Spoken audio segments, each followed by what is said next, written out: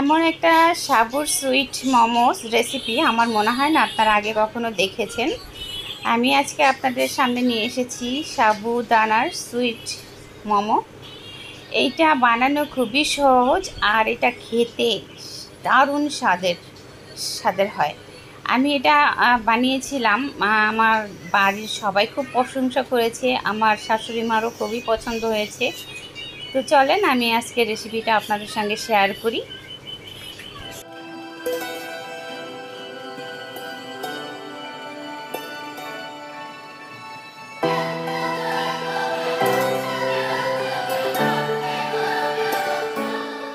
আসসালামু আলাইকুম ওয়া রাহমাতুল্লাহি ওয়া বারাকাতুহু। সবাই কেমন আছেন? আশা করি অনেক ভালো আছেন। আমরা আলহামদুলিল্লাহ অনেক ভালো আছি। আজকে আমি সাবুদানার মোমো বানাবো, সুইট মোমো। সেজন্য আমি এখানে দেড় কাপ পরিমাণ আমি সাবুদানা নিয়েছি, আর যে কাপ মেপে আমি সাবু নিয়েছি সেই কাপ মেপেই আমি এখানে পানি দিয়ে আমি সাবুটাকে কিছুক্ষণের জন্য একটু মেখে রেখে দিব। প্রয়োজন হলে আমি পানি এটার সঙ্গে ব্যবহার করব, আর আমার কতটুকু পানি লেগেছে ওই একই কাপের আমি সেটা এই ভিডিওতে আপনাদেরকে জানিয়ে দিব। এটা এখন আমি মেখে এক সাইডে রেখে দিয়েছি। এখন আমি একটা গাজর এরকম একটু খোসাটা ছাড়িয়ে নিচ্ছি। আমার খোসাটা ছাড়ানো হয়ে গেছে। এখন আমি এটাকে ধুয়ে আমি এরকম গোল গোল করে টুকরো দিয়ে করে কেটে নিচ্ছি। আমি বটি দিয়ে করছি, আপনারা চাইলে এটা ছুরি দিয়েও করে নিতে পারেন। আমার হাতের কাছে বটি ছিল, সেজন্য আমি বটিটা ব্যবহার করেছি। এখন এইগুলো আমি পানির ভাপে সিদ্ধ করব। সেই জন্য রাইস কুকারে যেটা একটা থাকে না, যে সিদ্ধ করার জন্য রাইস কুকারের উপরে দিয়ে ওটার উপরে পাতিয়ে আমি রাইস কুকারে ওটা সিদ্ধ করার জন্য বসিয়ে দিয়েছি। এদিকে দেখেন আমি যে পানিটা দিয়েছিলাম, পানিটা পুরো টেনে শক্ত হয়ে গেছে। এখন আমি আরও 2 কাপ পানি দিয়ে আমি এটাকে একটু মথে নিচ্ছি। তারপরও প্রায় সাবুটা একটু শক্ত শক্ত মনে হচ্ছে। আমি এটার মধ্যে আরও পানি ব্যবহার করব। এত শক্ত আমি রাখবো না। আমি এই ডোটা এমনভাবে তৈরি করব যাতে এটা মানে হাতে দিয়ে যখন বানাবো হাতে একটু চিটচিটে ভাব থাকবে, একটু লেগে লেগে যাবে, এই অবস্থায় আমি বানাবো। আমি বানাতে বানাতে এটা আবার শক্ত হয়ে যাবে। দেখেন আমি এখানে 2.5 কাপ পানি দিয়ে এটা মেখেছি। যে মগ দিয়ে আমি মেপে নিয়েছিলাম ওই মগের 2.5 মগ পানি দিয়ে আমি এটা মেখে নিয়েছি। তারপরও শক্ত। আমার এটা মাখতে আমার এখনও আরও 1 কাপ পানির প্রয়োজন আছে। তো এখানে আমার সেই গাজরগুলো সব সিদ্ধ হয়ে গেছে। এই পর্যায়ে আমি এখানে 2 চামচ চিনি দিয়েছি, আর দিয়ে দিচ্ছি 4 চামচ গুঁড়ো দুধ দিচ্ছি এখানে। দুধ দিয়ে এখন এটাকে আমি একটু ম্যাশ করে নিব। আমি এটা ম্যাশ করব একটু দানা দানা রেখে। এটা যখন খাবে দাঁতের নিচে গাজরটা পড়বে তখন খেতে খুব ভালো লাগবে।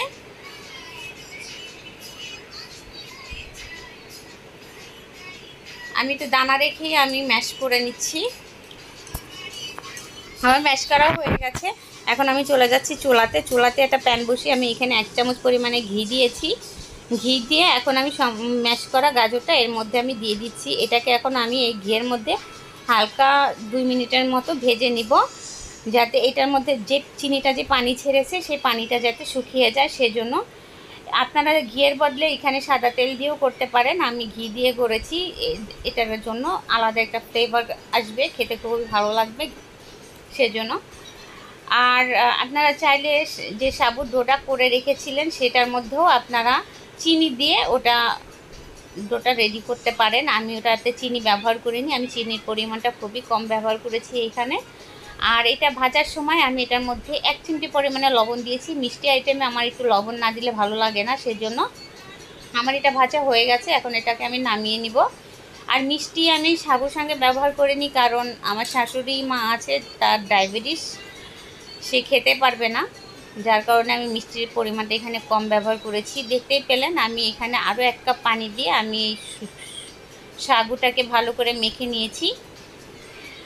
আমার টোটাল 3.5 কাপ পানি লেগেছে মাখতে। আমি এখন হাতে একটু তেল মেখে নিলাম, যাতে হাতে একটু কম লাগে, সেজন্য। এটা একটু নরম নরম আছে। আমার বানাতে এই সাবুর এই মোমোগুলো আপনার শক্ত হয়ে যাবে। আমি এখন কি 1 চামচ পরিমাণে গাজরের পুর নিয়ে আমি ভিতরে দিয়ে এরকম 4 সাইডের থেকে সিল করে আমি হাতে ঘুরিয়ে লাড্ডু আকারে শেপ দিয়ে নিলাম। এটা আমি গোল গোল গোল শেপ দিয়ে বানাচ্ছি, কিছুটা গোল শেপ করে নিচ্ছি। এটা কিন্তু খেতে অসম্ভব মজার হয়েছিল, গরম গরম জাস্ট ওয়াও লাগছিল খেতে। আমার শাশুড়ি মা খেয়ে তো আমাকে একটা দোয়া দিয়েছে, আমি দোয়াটার কথা এখন এখানে বলবো না। সে খুবই পছন্দ করেছিল, এটা খেতে এতটাই মজার হয়েছিল।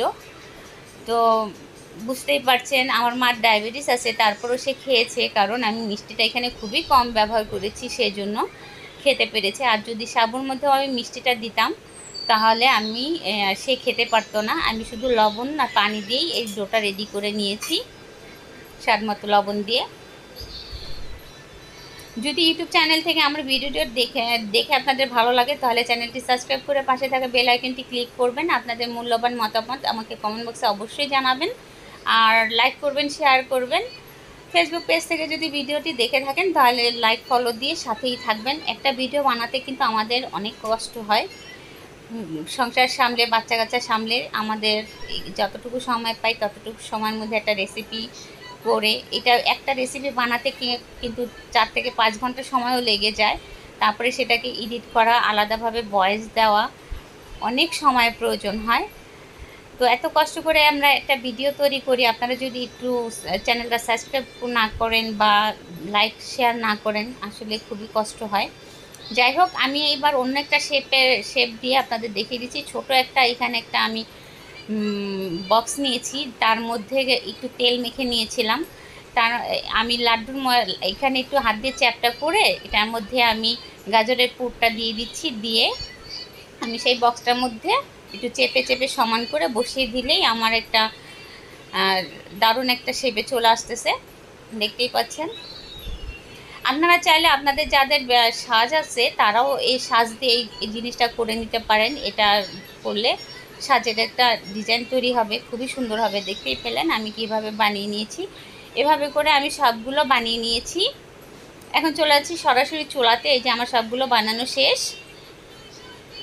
এটা এখন একেবারে শুকিয়ে গেছে, এটা হাতে একটুও লেগে আসতেছে না, দেখতেই পাচ্ছেন একদম বিস্কিটের মতো শক্ত হয়ে গেছে। এখন আমি চুলাতে একটা রাইস কুকারের একটা পাত্র বসিয়ে তাতে বেশ কিছুটা পরিমাণ পানি দিয়ে আগে থেকেই গরম করে রেখেছিলাম, তার উপরে রাইস কুকারে সেই সিদ্ধ করার ইয়েটা দিয়ে তার ভিতরে আমি সবগুলো বসিয়ে দিচ্ছি। বসিয়ে এখন আমি এটাকে স্টিম করে নিব।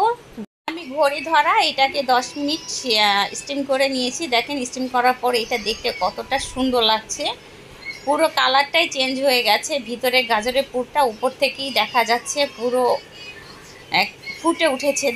এটা আসলে এটা সামনাসামনি আরও বেশি সুন্দর লেগেছিল, ক্যামেরাতে এত সুন্দর আসেনি। তো এভাবে বাড়িতে একবার ট্রাই করে দেখবেন, এটা খেতে কিন্তু অসম্ভব মজার, আর এটা স্বাস্থ্যসম্মত, বাচ্চাদের বানিয়ে খাওয়াতে পারেন। সবাই ভালো থাকবেন, আমাদের জন্য দোয়া করবেন। আসসালামু আলাইকুম ওয়া রাহমাতুল্লাহি ওয়া বারাকাতুহু।